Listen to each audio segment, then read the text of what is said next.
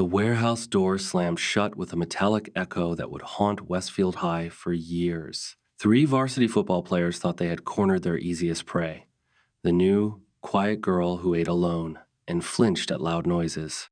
But in precisely 7 minutes, Emma Sullivan would transform from victim to legend, leaving her attackers begging for mercy on the cold concrete floor. They didn't know that beneath her trembling exterior lay 8 years of Krav Maga training and a promise made at her father's grave. Emma Sullivan pressed her back against the rusty lockers, counting her breaths as her therapist had taught Heron to 4. The November chill seeped through the thin walls of Westfield High, but sweat still trickled down her forehead as she watched Marcus Chen and his crew swagger down the hallway. They moved like predators, shoulders swaying in a rehearsed choreography of intimidation, their Letterman jackets proclaiming untouchable status to anyone naive enough to challenge the social hierarchy. She had been at the school for exactly 17 days. 17 days of keeping her head down, speaking only when spoken to, and eating lunch in the library to avoid the brutal social dynamics of the cafeteria. Her mother had pleaded with her to try, just this once, to have a normal senior year-no incidents. No problems, just graduate and move on. After what happened at her old school, the lawsuit, the media attention, and her father's death, Emma had promised to be invisible. But invisibility, she was learning, could make you as easy a target as standing out. "Hey, Mouse," Marcus called out, his voice carrying the cruel edge that only develops after years of unchecked power. The nickname had appeared on day 3, when she'd yelped in surprise as Marcus slammed a textbook next to her head. The entire advanced chemistry class had laughed. Even Mrs. Peterson had only sighed and continued writing equations on the board. Emma didn't reply. She had learned that reacting only encouraged them. Instead, she clutched her books tighter and quickened her pace toward the East Wing stairs. If she could just reach the 2nd floor, she'd be safe. The art wing was under Mrs. Rodriguez's control, and even Marcus didn't dare bother the only teacher with pull over the principal. "I'm talking to you," Marcus's voice sharpened. Quick footsteps echoed behind her. Rarely did he walk without his enforcers. Today, he had Derek Walsh and Anthony Russo with him. Both were defensive tackles, capable of benching twice their weight and not shy about reminding everyone. Emma's sneakers squeaked on the scuffed linoleum floor. Rounding the corner, she saw the stairwell door 6 meters. 5, 3. A hand slammed against the wall in front of her, blocking her path. Derek's arm was thick as a tree trunk, covered in tribal tattoos her parents definitely didn't know about. He grinned at her, all malice. "Where are you running, Mouse?" he asked. His breath smelled of energy drinks and arrogance. Emma took a step back, only to bump into Anthony. Her books spilled from her grasp, scattering across the floor. Her copy of The Great Gatsby landed spine up. Pages fanned out like broken wings. The symbolism wasn't lost on her. "Please," she said, hating how small her voice sounded. "I have to get to class." Marcus laughed, the sound echoing in the empty hallway. "Class doesn't start for another 15 minutes, and we need to talk about your little stunt yesterday." Emma's stomach clenched. Yesterday, she had made a mistake. She had scored higher than Marcus on the calculus midterm. Mrs. Chen had announced the results publicly, praising Emma's perfect score and noting the surprisingly low class average. Emma hadn't meant to stand out. Math had always come easy to her. Numbers made sense in a way people didn't, but she'd forgotten the first rule of survival: never outshine the alpha. "It wasn't a stunt," Emma said, kneeling to gather her books. But Marcus stepped on her chemistry textbook, pinning it to the floor. "So, you wanted to show everyone how smart the mouse is?" Marcus leaned closer, his face inches from hers. At this distance, she could see the calculation in his eyes. Marcus Chen wasn't just a dumb jock. His father was on the school board. His mother ran the most successful real estate company in the county. Marcus understood power dynamics better than most adults, and he was now reevaluating the threat she posed to his carefully controlled ecosystem. "Here's what's going to happen," Marcus said, lowering his voice to a conversational tone, which sounded even more menacing than a shout. "You're going to fail the next exam, apologize to Mrs. Chen for cheating, and remember, mice are quiet and they hide, or else bigger animals eat them." Emma's hands stilled over the scattered papers. Something deep in her chest, something she'd meticulously hidden for months, began to stir. It felt like heat, like electricity, like the moment before a thunderstorm. "No," she said. The word hung between them, small but firm. Marcus blinked. "What did you say, Mouse?" Emma looked up and met his eyes. I won't fail the exam. I didn't cheat, and I'm tired of being your mouse. The silence that followed was deafening. Derek and Anthony exchanged glances. In their world, no one said no to Marcus Chen, especially not when you were on your knees, surrounded and outnumbered. Marcus's face cycled through several expressions: surprise, amusement, and finally, icy rage. He slowly stood, adjusting his Letterman jacket. Remember that storage room we found last week? Derek asked, his eyes still on Emma. The one with the broken lock? Blood froze in Emma's veins. She knew exactly which storage room he was talking about. It was in the abandoned wing of the school, slated for renovation next summer. No cameras, no traffic, no witnesses. Marcus, Anthony mumbled nervously. Maybe we should just... Marcus cut him off, turning to him. Allow them to disrespect us? Allow everyone to think they can upset the natural order? He turned back to Emma, who was still sitting on the floor. Get up. Emma's mind raced. She could scream, but the nearest classroom was 2 corners away. She could run, but 3 athletes would catch her in 10 steps. She could obey and hope they just wanted to scare her. But hope, she'd learned, was a luxury she couldn't afford. She slowly stood, leaving her books on the floor. Her father's voice echoed in her memory. The first rule of self-defense isn't to fight, but to be aware. Always know the exits. Always know the options. Always know your capabilities. Good mouse, Marcus said, mistaking her compliance for surrender. Now walk. They formed a triangle around her. Marcus in front, Derek and Anthony on the sides. Other students walked by, but no one met her gaze. It was an unwritten rule of Westfield High. Don't interfere with Marcus Chen unless you want to become one of them. Emma counted her steps as they walked. 43 to the end of the main hallway, a right turn, then 37 to the double doors that led to the east wing. Beyond them, the construction zone was sealed off with plastic and caution tape. A ghost town of unfinished classrooms and exposed wires. You know, Marcus said, as if in casual conversation, stepping under the tape. At first, I admired you. Coming to a new school for senior year, keeping to yourself, not trying to climb the ladder, but you forgot your place. They walked past empty classrooms, their footsteps echoing in the hollow space. Paint peeled from the walls like dead skin. In a dark corner, a pipe dripped, rhythmic as a metronome. Here we are, Marcus announced, stopping in front of a door marked Staff-Only Storage. The lock hung open, just as he'd said. After you, he said. Emma looked at the door. Once she stepped inside, the situation would escalate beyond her control, but refusing would only delay the inevitable and likely make it worse. She walked in. The room smelled of industrial cleaner and dust. Metal shelves lined the walls, stacked with boxes of old textbooks and broken lab equipment. The only exit was the door, which slammed shut behind her with a thud. Now, Marcus said, rolling his shoulders like a boxer preparing for a fight, let's talk about respect. Emma backed away until she hit the far wall. Her hands found the cold metal of a shelving unit. Her fingers automatically began searching for a weapon, a broken meter stick, a box of test tubes, nothing substantial. Nothing that could even the odds against 3 athletes who collectively weighed over 130 kilograms. I don't want any trouble, she said, playing the part she'd perfected for months. Scared girl, mouse. It was her armor, even as her mind calculated distances and angles. You should have thought of that before you disrespected me, Marcus said. Derek and Anthony fanned out, forming a semicircle that blocked any escape. You know what your problem is, Mouse? Marcus continued. You think being smart makes you special, but in the real world, smart just makes you a target. He was wrong. Emma didn't think being smart made her special, but he was about to find out. Please, she whispered, letting her voice waver. I'll apologize. I'll do whatever you want. Too late for that. Don't worry, Marcus said, cracking his knuckles. The sound was like dry branches breaking. We're not monsters. We're just going to teach you a lesson about staying in your place. Nothing that will show up in pictures, nothing you can prove. Just a little reminder of how the world works. Emma's father had been a Marine before he became a teacher. He came back from Afghanistan with medals and nightmares, with hands that knew how to kill and a heart that couldn't forget. He started teaching Emma Krav Maga when she was 10, right after a boy at school pushed her off a swing and broke her wrist. I won't always be there to protect you, he said, wrapping her small hands for the first time.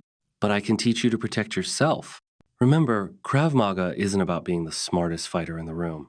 She had trained 4 times a week for 8 years, even after the incident at her old school, even when lawyers said it would hurt her reputation. Even after her father's cancer diagnosis, she had continued to train through the pain, the guilt, and the weight of trying to be normal. And now, cornered with no escape, Emma Sullivan decided to stop pretending to be prey. Last chance, she said firmly, the shaking mouse persona shedding like a forgotten coat. Walk away. Tell everyone I got scared and straightened up. I'll go back to being invisible, and we can all pretend this never happened. Marcus blinked. Something in her tone sparked long dormant survival instincts, but teenage pride was stronger than wisdom, and he had an audience to impress. Grab her, he ordered. Derek was the first to move, confidently reaching for her arm, as if he'd never encountered resistance. Emma let him get close, waiting until his fingers were inches from her wrist, and then she moved. The core principle of Krav Maga was simple: maximum damage with minimum effort. This wasn't a fair fight or a matter of honor. This was survival. Her hands shot out. Grabbing Derek's wrist, she twisted, using his momentum against him, and accurately drove her elbow into his solar plexus. The air left his lungs in a sharp wheeze. He doubled over. She brought her knee up to his descending face. Not hard enough to break his nose, she had that much control, but enough to send him stumbling backward, crashing into the shelving unit. The entire sequence took less than 3 seconds. Shit! Anthony cursed as Emma transitioned into her next move. She had long ago learned that in a multiple attacker situation, you didn't admire your work. Movement was survival. Stillness was death.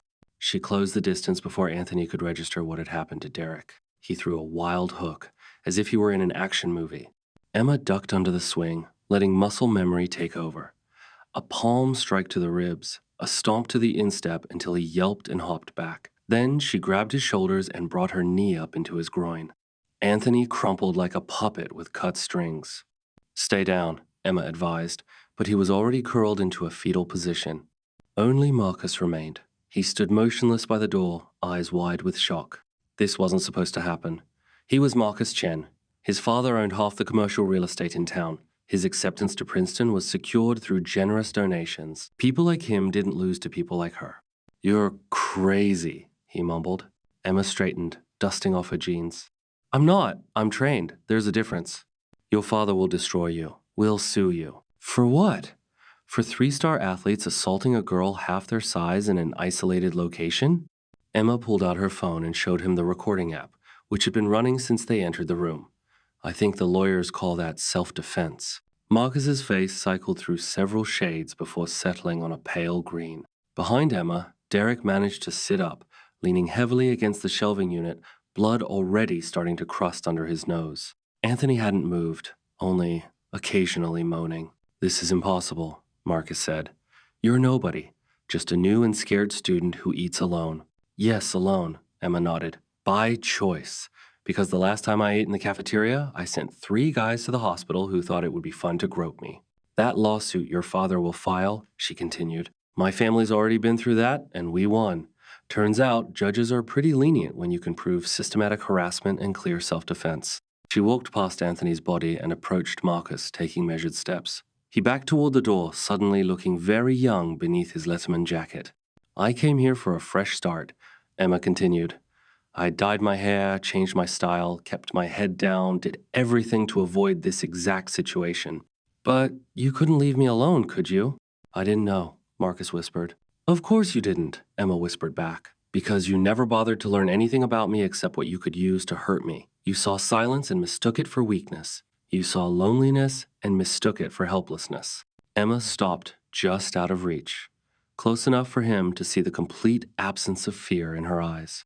So, now you know, she said, and you have a choice. We can walk out of here and pretend nothing happened. You can leave me alone, I'll leave you alone, and everyone saves face. Her voice hardened. Or I upload this recording. The school board learns that the principal's son likes to assault girls in abandoned buildings. The football team loses 3 players right before the state championship. College scouts start asking awkward questions. Marcus decide. Marcus's throat constricted as he swallowed. Behind them, Derek managed to sit up, leaning against the shelving unit. Blood was already drying under his nose. You broke my nose? He asked, his voice reedy and nasal. No, I didn't, Emma replied without turning around. If I wanted to break it, you'd know. It's just a dislocated cartilage. It will heal straight if you don't touch it. How do you know that? Anthony asked, who had recovered enough to speak, though he was still lying down. 8 years of training, 6 tournament championships, and a very caring father who made sure I could defend myself. Emma interrupted him. They didn't deserve her pain. The point is, she said, I know exactly how much damage I inflicted and how much I didn't. They'll be fine tomorrow, beyond their bruised egos. Marcus regained his voice. If we walk out of here, if we leave you alone, will you delete the recording? Emma pretended to consider it, but she had no intention of deleting anything. This recording was her insurance, but they didn't need to know that.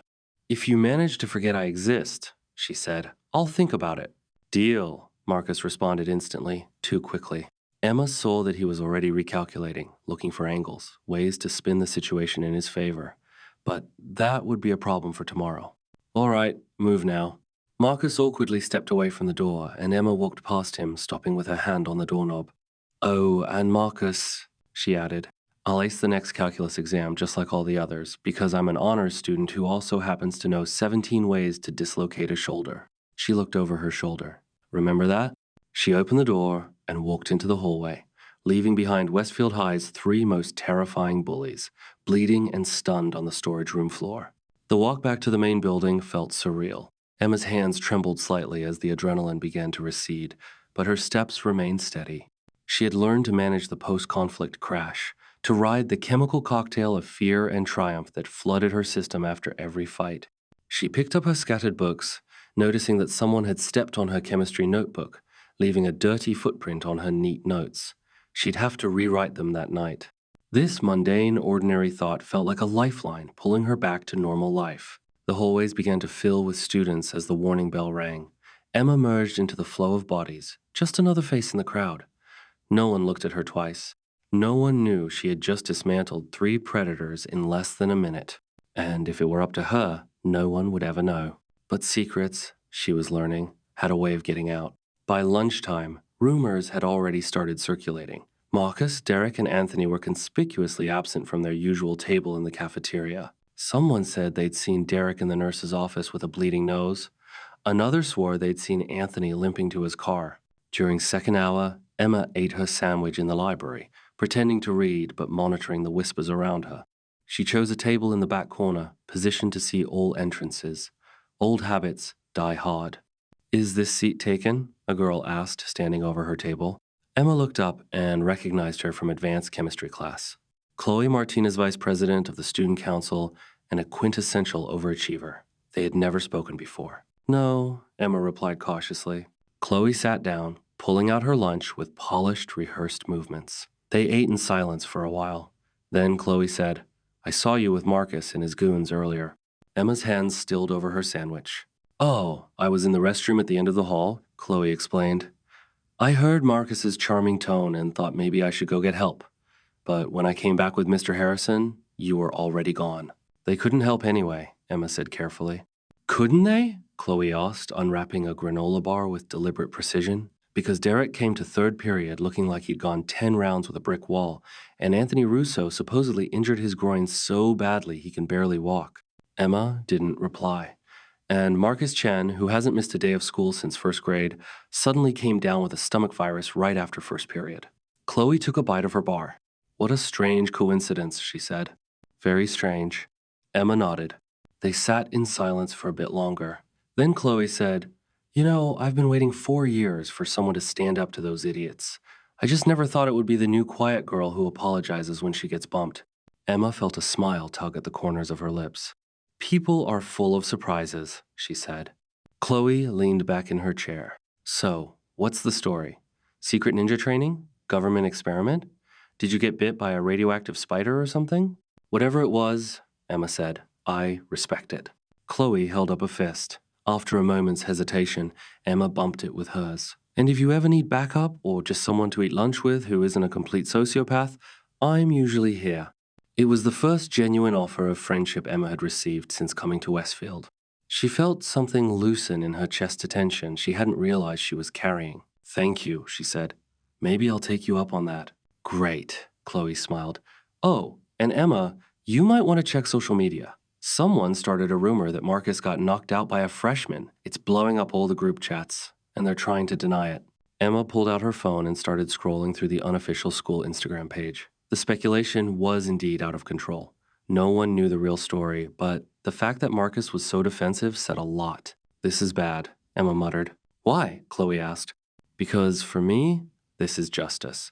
For him, it's humiliation. Wounded pride is dangerous. Emma had learned that lesson the hard way at her old school, and Marcus Chen didn't seem like the type to take humiliation well. As if summoned by her words, her phone vibrated with a message from an unknown number. "It's not over," Emma showed the message to Chloe, who frowned. "Do you think it's him?" Chloe asked. "Who else?" Emma replied and deleted the message. But a knot of dread settled in her stomach like a stone. She had hoped that the threat of exposure would be enough to keep Marcus in line, but she should have known better. People like him didn't accept defeat. They just regrouped and attacked from another angle. "So, what's the plan?" Chloe asked. Emma was grateful that Chloe offered to go to administration. Both knew how it would end. Without evidence, it would be her word against his. And the Chen family's influence was enormous. "Hope," Emma said, "and stay alert." The rest of the day passed without incident, but Emma felt a shift in the atmosphere. People looked at her differently, some with curiosity, others with suspicion, a few with what might have been admiration. The story had taken on a life of its own, growing with each new version until some began to say she had taken down 5 football players with her bare hands. She kept her head down, attended classes, and pretended not to notice the stares, but her senses remained on high alert, assessing exits and potential threats with the automatic precision of someone who understood that safety is always temporary. The bell for the last period rang. Emma carefully packed her backpack, waiting for the first wave of students to pass before heading to her locker. That morning, she had parked in the farthest lot, which meant a long walk across campus a perfect opportunity for an ambush. But the parking lot was nearly empty when she arrived. Her beat-up Honda Civic sat alone in a sea of empty spaces, looking small and vulnerable under the gray November sky. Her instincts screamed at her. Emma slid her hand into her pocket, gripping the keys she'd modified months ago, filing one down to a thin weapon for emergencies. Her mother called it paranoia. Her father called it preparedness. She was halfway to her car when she heard the roar of an engine. A black BMW screeched into the lot, tires squealing as it fishtailed and blocked her path. Emma recognized it immediately. Marcus's 18th birthday gift, a 60-0 apology for his parents' divorce. The driver's door opened, and Marcus stepped out. He had changed since that morning, swapping his Letterman jacket for a designer hoodie that probably cost more than Emma's entire wardrobe. But she saw the tension in his shoulders, the carefulness in his movements, the signs of bruised ribs beneath the fabric. He wasn't alone. 2 more cars pulled up behind him, disgorging what looked like half the varsity football team. Neither Derek nor Anthony were with him. They were likely still licking their wounds. But the 6 other players looked equally formidable, with fake bravado plastered across their faces. "Hello, Mouse," Marcus said. His voice was steady, but Emma heard the simmering rage beneath it, carefully controlled, but burning. "I thought we'd finish the conversation we started this morning." Emma subtly shifted her stance, balancing on the balls of her feet. Open territory with Marcus, no escape. Her phone was in her back pocket, but she wouldn't be able to get to it in time. "I thought we had an understanding," she said. "We did," Marcus replied. "But then I thought about it," he continued, taking an unhurried step. His group fanned out into a loose circle. "Look, I can't have people thinking some nobody, some freshman, embarrassed me. It's bad for the image, bad for business." "So you brought backup?" Emma kept her tone neutral, though her mind cycled through all the options. 7 opponents more than she'd ever trained against. This wouldn't be a fight. It would be a beating. "I'm not stupid," Marcus said. "I know what you can do now, but even you can't take all of us." "You're right," Emma's father had said, always honest about the limits of hand-to-hand combat. "Skill can even the odds, but in the end, numbers win." "What do you want?" Emma asked. "I want you gone. Transferred to another school, moved out of town. I don't care, but you're not finishing high school at Westfield." He pulled out his phone and showed her a video file. "See, while you were playing Ninja this morning, Tyler was filming from a crack in the door. Bad quality, but enough to show you assaulting 3 innocent students who just wanted to talk." Emma's heart sank. She had been so focused on the immediate threat that she hadn't considered accomplices. "That's not what happened." "Doesn't matter," Marcus said. "My version has better lawyers." He put his phone away. "So, here's the new offer. You leave willingly, or we make your life miserable until you break. And believe me, Mouse, we're very creative." The circle tightened. Emma saw the anticipation on their faces. Groupthink had taken hold. They had already justified whatever came next. She was the aggressor. They were just defending a friend. "And if I refuse?" she asked. though she already knew the answer. Stalling for time was her only option. Marcus smiled, the coldest smile Emma had ever seen. Then we remind you why mice don't mess with lions. The attack came from behind, just as Emma expected. These weren't trained fighters, but bullies relying on size and numbers. She heard the footsteps, felt the rush of air, and was already moving. As hands reached to grab her, she ducked, twisted, and drove her elbow into an attacker's kidney. He grunted and stumbled, but before he could follow through, other hands grabbed her backpack, pulling her backward. Emma used the momentum to propel herself back, leveraging it to deliver a headbutt to someone's face. She heard the crunch of cartilage. That nose was definitely broken, but there were too many of them. A fist slammed into her ribs. A leg swept her feet out from under her. She rolled, bruising another nose in the process, but then she was pinned. The weight of multiple bodies pressed down on her. A knee dug into her back, hands gripped her arms, no longer so gently. "Hey!" Marcus's voice rang out from above. She heard the satisfaction in his tone, the relief of restoring the natural order. Emma assessed her position. No leverage, no options. The asphalt was cold against her cheek, gritty, scratching her skin. She tasted blood from her split lip on the ground. "Get her up," Marcus ordered. Rough hands hold her to her feet, twisting her arms behind her back, held by two players in a grip like iron shackles. Marcus stood before her, finally looking like the king he thought he was. "You know what your mistake was?" he asked. "You thought knowing how to fight meant you could win. But this isn't a tournament, not a dojo with rules and judges. This is the real world, where money and numbers always beat technique." He was right, and Emma hated him for it. All the training in the world couldn't prevent this. This is a corrected and more readable version of the text you provided. I have addressed grammatical errors, typos, punctuation, awkward phrasing, and improved overall flow and clarity, while maintaining the original meaning and tone of the story. Let me know if you would like me to continue editing the document or if you have any other questions.